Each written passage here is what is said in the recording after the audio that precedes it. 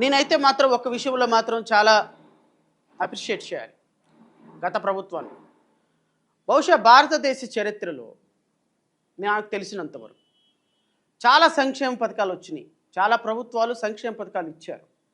కానీ ఒక సంక్షేమ పథకం చదివిస్తున్నటువంటి పిల్లలకి, అంటే పిల్లలకి చదివించే తల్లిదండ్రులకి, మీ అందరికీ తెలుసు రూరల్ ఏరియాస్లో డ్రాప్ అవుట్స్ ఎక్కువగా ఉంటాయి. అంటే మా అబ్బాయిని స్కూల్కి ఎందుకు పంపించాలమ్మా అంటే, మా అబ్బాయి స్కూల్కి ఎందుకయ్యా, మా అబ్బాయి కూలికి వెళ్తే రోజుకు 100 రూపాయలు వస్తాయి, మా అమ్మాయి పత్తి పనికి వెళ్తే రోజుకి 50 రూపాయలు వస్తాయి, మేము ఎందుకు పంపించాలి, పలానా దానికి పంపిస్తే నెలకు 3000 5000 ఇస్తున్నారు, మేము ఆసాం దగ్గరికి పనికి పంపిస్తున్నాము అని చెప్పేటువంటి తల్లిదండ్రుల యొక్క వీక్నెస్, ఫైనాన్షియల్ ఇన్స్టెబిలిటీని ఆసరాగా చేసుకొని ఈ గత ప్రభుత్వం చేసినటువంటి ఒక మంచి కార్యక్రమం ఏంటంటే, మీరు బిడ్డల్ని స్కూల్కి పంపించండి, మీకు ఇంత ఆర్థిక సహకారం అందిస్తాం.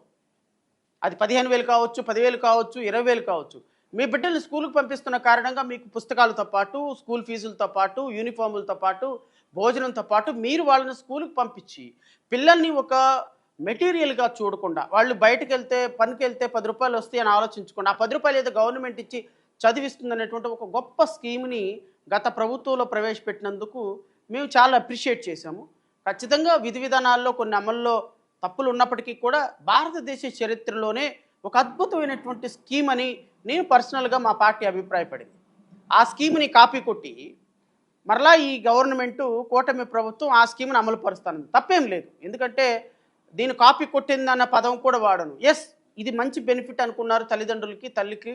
ఖచ్చితంగా దాన్ని అమలుపరిచేటువంటి బాధ్యతని మళ్ళా కూటమి ప్రభుత్వం తీసుకుంది.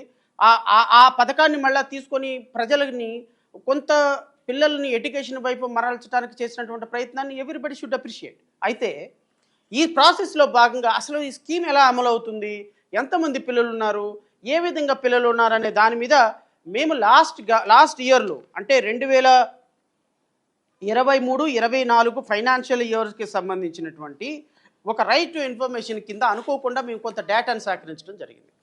ఈ డేటా ఏంటి అంటే, ఫస్ట్ క్లాస్ నుంచి 10th క్లాస్ వరకు గవర్నమెంట్ స్కూల్స్లో ఎంతమంది పిల్లలు చదువుతున్నారు, ప్రైవేట్ స్కూల్స్లో ఎంతమంది పిల్లలు చదువుతున్నారు. బహుశా అది ఇంటర్నెట్లో కూడా అవైలబిలిటీ ఉంటుంది, నేను చెప్పాల్సినంత రైట్ ఇన్ఫర్మేషన్ కింద తీసుకోవాల్సిన అవసరం లేదు. బట్ రైట్ ఇన్ఫర్మేషన్ కింద తీసుకుంటే కొంత అథెంటికేషన్ ఉంటుంది అన్న ఒక ప్రాసెస్లో భాగంగా నేను ఈ డేటాని లాస్ట్ ఇయర్ తీసుకోవడం జరిగింది. లాస్ట్ ఇయర్ తీసుకున్న సందర్భంలో అనుకోకుండా పిల్లలు ఫస్ట్ క్లాస్లో ఎంతమంది, ఫస్ట్ క్లాస్ నుంచి 2nd క్లాస్ వరకు, 2nd class, 3rd class, 4th class, 5th class, 6th class, 7th class, 8th class, 9th class, 10th class, first year intermediate, second year intermediate, ఓవరాల్గా 1వ తరగతి నుంచి 12వ తరగతి వరకు బోత్ ఎక్కడెక్కడ చదివే పిల్లలకి ఎలిజిబిలిటీ ఉంది యాజ్ పర్ జీవో ప్రకారం. ఈ జీవో ప్రకారం ఇప్పుడు ఇచ్చినటువంటి గవర్నమెంట్ జీవో ప్రకారం ఇది class 1 to 10th including intermediate education in all recognized government, private aided and private unaided schools, junior colleges including residential schools / junior colleges in the state of Andhra Pradesh from the academic year 2025-26. So both first నుంచి intermediate వరకు residential schools కావచ్చు, junior college కావచ్చు, unaided కావచ్చు, private కావచ్చు, government కావచ్చు, ఈ స్కూల్స్లో చదివే ప్రతి పిల్లవాడికి కూడా ఈ స్కీమ్ అప్లికబిలిటీ ఉంది.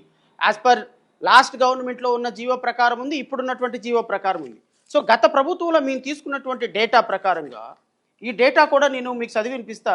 LRRC number 36/111/2023 GS and GR2 CSC last year తీసుకున్నటువంటి ఈ డేటాతో పాటుగా నాకు వచ్చినటువంటి ఇన్ఫర్మేషన్లో మొత్తం ఆంధ్రప్రదేశ్ రాష్ట్రంలో గవర్నమెంట్ స్కూల్స్లో 1 నుంచి 10th క్లాస్ వరకు 41,40,688 మంది పిల్లలు చదువుతున్నారు.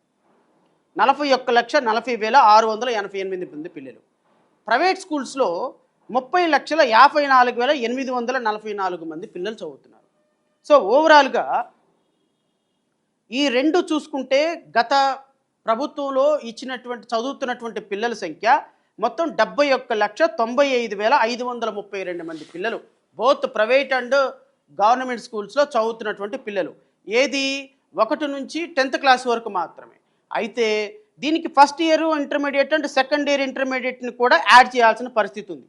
సో అకార్డింగ్ టు ది ఈ గవర్నమెంట్ రూల్స్ ప్రకారం, ఈ గవర్నమెంట్ ఇచ్చినటువంటి జీవో ప్రకారం, ఈ జీవో ప్రకారంగా G O M S number 26 dated 12/6/2025 Chandrababu Naidu గారు కూటమి ప్రభుత్వం ఇచ్చినటువంటి జీవో ప్రకారంగా first year expected admissions, first class expected admissions, first year intermediate expected admissions 5,32,485 మంది. So last year 10th class వరకు చదివినటువంటి పిల్లలు మొత్తం 71,95,532 మంది అయితే, దానికి ఫస్ట్ ఇయర్ ఇంటర్మీడియట్ పిల్లల్ని ఈ సంవత్సరం యాడ్ చేసుకుంటే మొత్తం 83,15,255 మంది స్టూడెంట్స్ బోత్ ఇంటర్మీడియట్ వరకు కానీ ఫస్ట్ క్లాస్ నుంచి 10th క్లాస్ వరకు కానీ ఎలిజిబిలిటీ ఉంటే కూటమి ప్రభుత్వం ఎంతమందికి ఇస్తుందో తెలుసా అండి? మొత్తం 54,94,94,703 మంది. అంటే మొత్తం ఎలిజిబిలిటీ ఉన్నటువంటి పిల్లలు 83,15,250 మంది అయితే, దానికి కూటమి ప్రభుత్వం ఇస్తున్నటువంటి ఎలిజిబుల్ లిస్టు, ఇది నేను చెప్తున్న లిస్ట్ కాదండి, జిఓఎంఎస్ నెంబర్ 26 ప్రకారం 12/6/2025 ప్రకారం కూటమి ప్రభుత్వం ఎలిజిబిలిటీ లిస్ట్ ఇచ్చింది. ఆ ఎలిజిబిలిటీ లిస్టు ప్రకారంగా వాళ్ళు చెప్తున్న ఎలిజిబిలిటీ లిస్టు 54,94,703 మంది టోటల్గా ఎలిజిబిలిటీలో ఉన్నారు. అంటే రమారమీగా నేను, ఎందుకంటే ఒక సంవత్సరం స్కూల్లో పిల్లలు ఒకటవ తరగతిలో 5 లక్షల మంది జాయిన్ అయితే నెక్స్ట్ ఇయర్ 4,90,000 మంది జాయిన్ అవ్వచ్చు, 5,10,000 మంది జాయిన్ అవ్వచ్చు. ఒక 5,000 అటు ఇటుగా పిల్లలు అడ్మిట్ అవుతారు తప్ప టోటల్గా జీరో ఎప్పటికీ అవ్వదు. సో పిల్లల అడ్మిషన్ స్టాటిస్టిక్స్ రిపోర్ట్ ఎప్పుడు కాన్స్టాంట్గా వెళ్తూనే ఉంటాయి.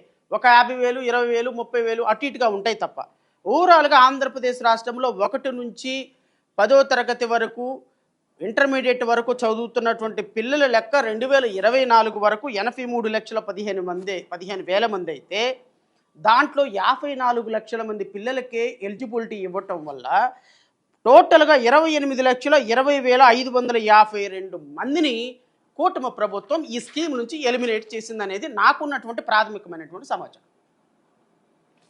28 లక్షల మందిని 28,20,552 మంది. ఒక ఫిగరు, ఈ ఫిగరు టెంటేటివ్ ఫిగర్ మాత్రమే. దీనికి ఒక 10,000 అట్టుకొని ఒక 10,000 ఇటుకొని వేసుకోవాలి తప్ప ఎగ్జాక్ట్లీ ఇంతమందిని ఎలిమినేట్ చేసిందని నేను చెప్పను. బట్ ఓవరాల్గా రమారమి 28,20,000 మంది. నేను చెప్పేటువంటి ఫిగర్కి ఒక 50,000 మందిని ఎక్కువగానే ఎక్స్క్లూడ్ చేసి ఉంటుంది తప్ప తక్కువగా ఎక్స్క్లూడ్ చేసే అవకాశం లేనే లేదు.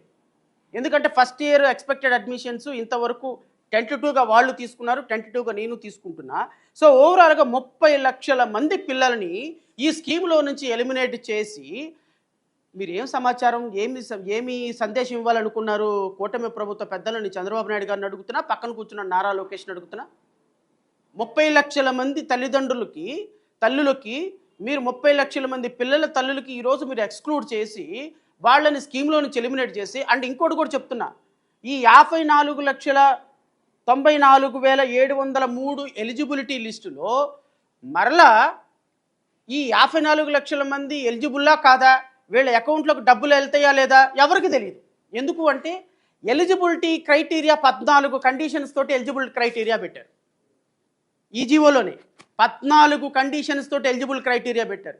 నేను అడుగుతున్నా నారా లోకేష్, నువ్వు కూటమి ప్రభుత్వం అధికారంలోకి రాకముందు ఏమని హామీ ఇచ్చావు?